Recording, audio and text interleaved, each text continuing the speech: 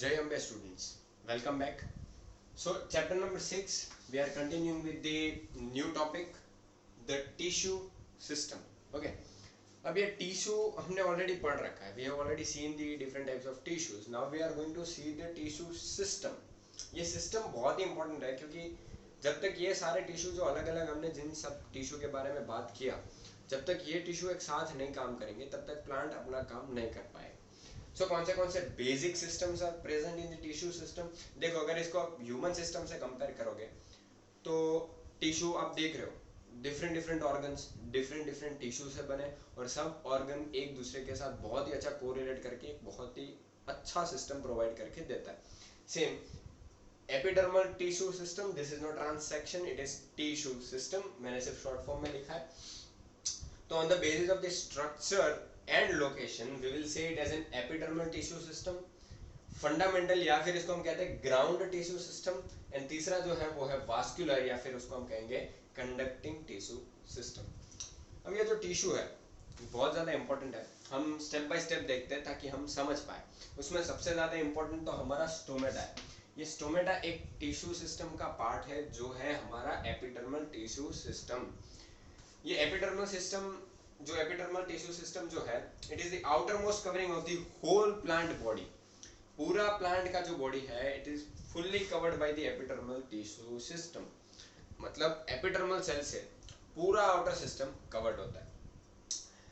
Basically तीन types के sales होंगे इसमें, एपिडर्मल सेल्स, स्टोमाटा, एंड दूसरा जो लास्ट जो है वो है एपिडर्मल एपेंडेजेस. अगर आप फॉर एग्जांपल की मैं बात करूं हेयर्स, है ना, हेयर्स ग्रो करते हैं रूट्स में ताकि वो ज्यादा पानी को एब्जॉर्ब कर पाए. तो epidermal cell, stomata and epidermal appendages ये सब इसमें आता है. Let's talk about epidermis, the outer most layer of the primary plant body. सबसे प्राइमरी प्लांट बॉडी. फिर धीरे धीरे तो वो बहुत ही ज्यादा हैवी और बहुत ज्यादा स्ट्रांग होता जाता है बाहर का एपिडर्मल सेल. उसमें भी आप ट्रंक देखोगे तो बहुत ही ज्यादा हैवी हो जाता है. बट प्राइमरी प्लांट बॉडी में तो ये पूरा बाहर का कवरिंग करके बैठा है.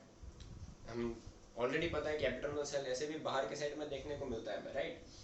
सो made up of elongated, see elongated, compactly arranged. बहुत ज्यादा आपको कॉम्पैक्टली अरेंज्ड ये दिखेंगे, बहुत ज्यादा आपको छोटे छोटे नहीं दिखेंगे. You will see them very close to each other. Continuous layer, they form a continuous layer. You won't see any discontinuous in this tissue. Continuous, क्योंकि अगर बीच में discontinuous है तो बाहर का पार्ट अगर discontinuous है तो अंदर का तो डायरेक्टली एक्सपोज हो जाएगा. आप प्लांट में कभी भी नहीं देखोगे अंदर का पार्ट डायरेक्टली एक्सपोज है until and unless you don't harm them, right. Usually single layer, ज्यादातर देखो मैंने यहाँ पे इसलिए यूजुअली यूज किया क्योंकि आप आगे देखोगे तो कहीं कहीं पे आपको epidermal cells will be seen in the multiple layers. But जब भी बात एपिडर्मल सेल्स की आती है तो they are generally single cell, single layer. Okay, एक ही लेयर होगी, दूसरी लेयर होती नहीं है. एंड वो जो लेयर, वो जो सेल्स एक्चुअली जो एपिडर्मल सेल्स है वो एक्चुअली पेरेन्काइमेटियस. अब पेरेन्काइमेटियस टिश्यू हमने ऑलरेडी देख रखा है, right. Small amount of cytoplasm होता है इसमें एंड लार्ज वैक्यूल होता है. बहुत ज्यादा इंपॉर्टेंट है, स्मॉल अमाउंट ऑफ साइटोप्लाज्म और लार्ज वैक्यूल होता है. और अगर बात करते हैं तो जो एपिडर्मल सेल्स है वो थोड़ा सा वैक्सी सब्सटेंस रिलीज करते हैं जिसको हम कहते हैं क्यूटिकल. यहाँ पे मैंने बॉटम पे लिखा है क्यूटिकल एक वैक्सी सब्सटेंस है. क्या करता है वो प्रिवेंट करता है loss of water, excessive loss of water को प्रिवेंट करता है क्योंकि प्लांट के लिए पानी बहुत ज्यादा इंपॉर्टेंट है. That can not afford easily to lose the water, so somewhere and somehow they are useful as well. आगे बढ़ते हैं. इसी एपिडर्मल के अंदर स्टोमेटा भी होता है. तो स्टोमेटा का स्ट्रक्चर और फंक्शन बहुत ज्यादा इंपॉर्टेंट है. तो स्टोमेटा एक्चुअली रेगुलेट करता है process of transpiration and gaseous exchange. Transpiration मतलब that is loss of water, है ना, जो एटमॉस्फेयर में जो पानी को छोड़ता है जिसके बाद क्या होगा उसकी मदद से हम क्या करेंगे, एक्सचेंज ऑफ गैसेस भी करते हैं. ट्रांसपिरेशन पूल से पानी भी ऊपर आता है. तो बहुत सारी चीजें हम देखेंगे आगे, तो वो with the help of stomata होता है. तो पहले स्टोमेटा समझ लेते हैं फिर बाकी प्रोसेस हम ऑब्वियसली समझने वाले हैं. तो स्टोमेटा एक्चुअली जब भी हम स्टोमेटा की बात करते हैं तो हम एक्चुअली बात करते हैं स्टोमेटल एपैरेटस की. And stomatal apparatus is composed of दो बीन शेप्ड गार्ड सेल. अब मैंने बीन शेप्ड बीन्स आते हैं ना, किडनी शेप बीन्स, उस शेप के दो गार्ड सेल्स हैं.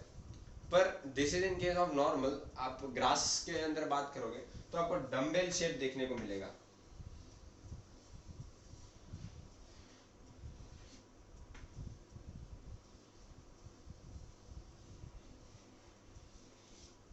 डम्बेल शेप के आपको देखने को मिलेगा, ठीक है, इन केस ऑफ ग्रास। तो शेप के हिसाब से उसका है और कुछ नहीं है, दोनों में फंक्शन तो सेम होगा। कैसे होगा अभी मैं आपको दिखाता हूँ।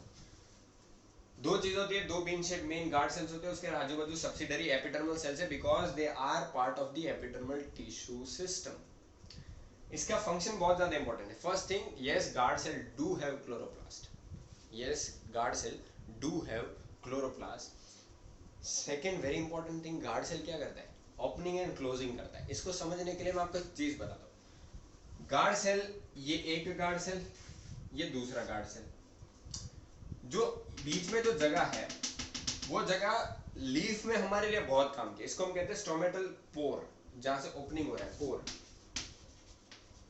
ये जो ओपनिंग है इसको हम कहते हैं पोर, जो खुल रहा है। मान लो अगर मैं अपने हाथ को यूज करूं तो मेरे जो दोनों हाथ है वो एक्चुअली गार्ड सेल है, और ये बीच में जो जगह है उस जगह को मैं क्या कहूंगा, स्टोमेटल पोर, मतलब प्लेस बिटवीन देम।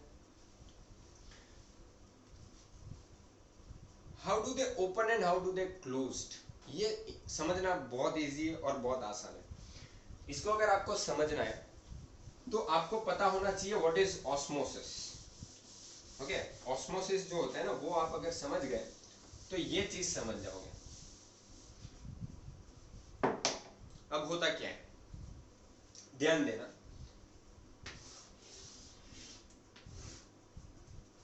पहले मैं ऑस्मोसिस बताता हूं,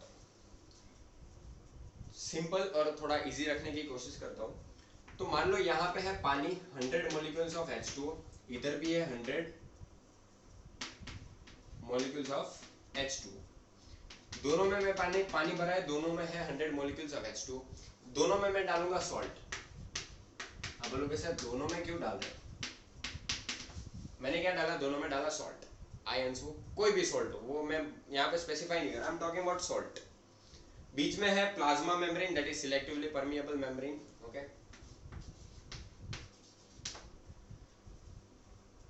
मैंने सॉल्ट यहाँ पे डाला पर अमाउंट रखा सिर्फ 5, यहाँ पे सॉल्ट डाला अमाउंट रखा 10, and salt is going to be soluble in the water, यहाँ पे सॉल्युबल हो जाएंगे कंप्लीटली। तो 5 सॉल्ट के वाटर 5 H2O के साथ सॉल्युबल हो जाएंगे।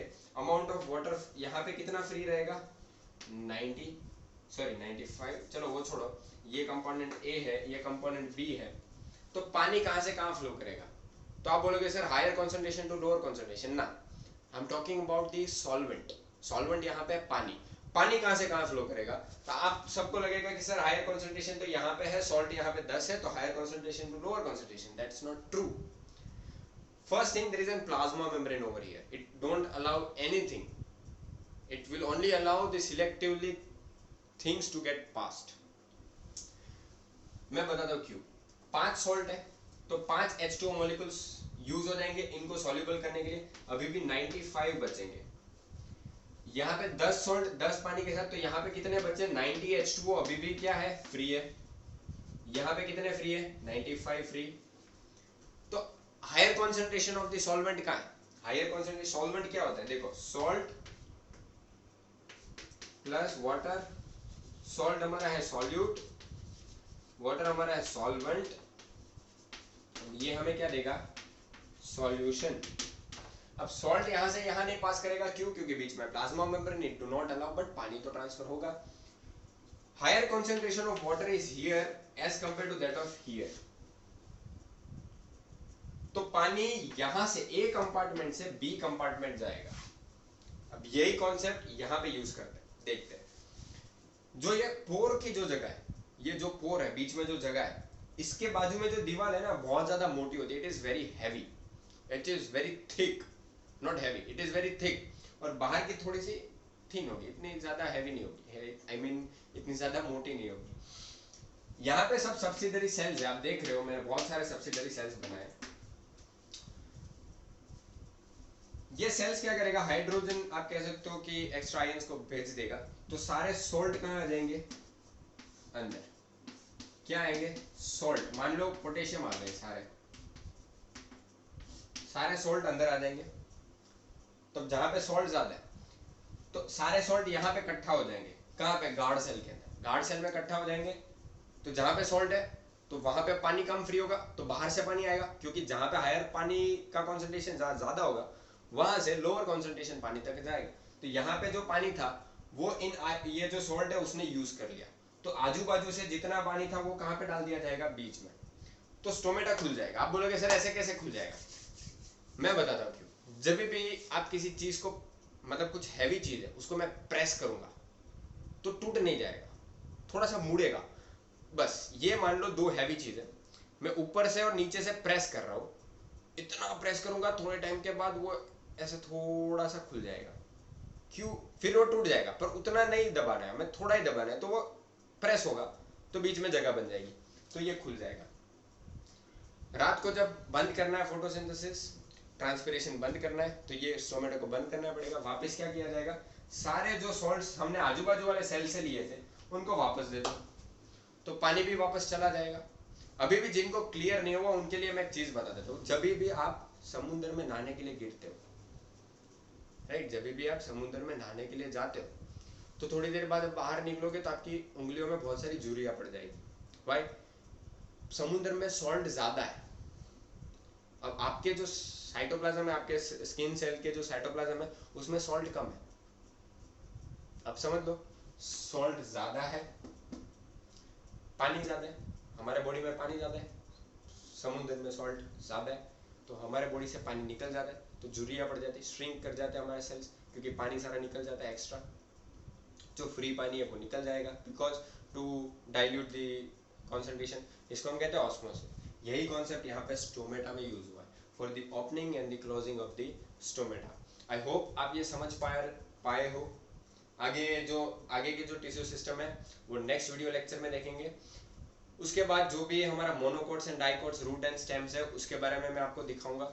ओके, थोड़ा सा आज लाइट मेरी थोड़ी सी डीम है, उसके लिए मैं माफी चाहता हूँ। I hope you understand the topic. See you in the next video. Have a good day.